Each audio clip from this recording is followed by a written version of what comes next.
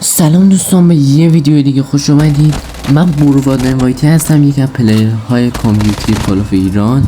اومدیم درباره کلن K2 که کلن خودم هست صحبت کنیم و شرایط عضو شدن و ایناشو به شما بگم. یکی از شرایطی که خیلی برای خودم و اعضای کلن مهمه ادب بازیکن پلیرهای، مثلا مچ موقع فایت دادن یا مثلا به هم دیگه فوش ندیم یا مثلا نگیم چرا این کار کردیم چرا اون کار کردی، به انیمی اصلا فوش ندیم. پس شرط اول شد رعایت ادب کلن.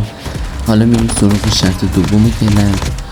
شرط دوم کلن همیشه آنلاین بودن پلیر، یعنی پلیر فاول کلن ما بود. مثلا در تورنمنت ها و رنکینگ های ما شرکت کنیم، چون بعضی موقع ما رنکینگ برگزار میکنیم بین بتل و مولتی. این هم از شرط دوم کلن. حالا میریم درباره شرط سوم یا شرایط سوم کلن بهتون بگم. خب شرایط سوم کلن این است که شرایط 1 و 2 کلن رو رعایت کنید.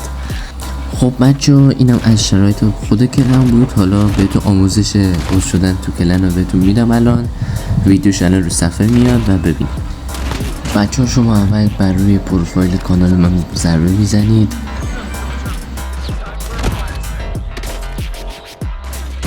و بعد در این قسمت کلیک میکنید و به یه بخش دیگه میرید و روی لینک تلگرام میزنید و عضو کانال من میشید.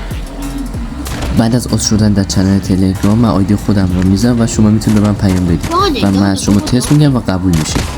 دوستان تا یه ویدیو دیگه، خدا نگهدار.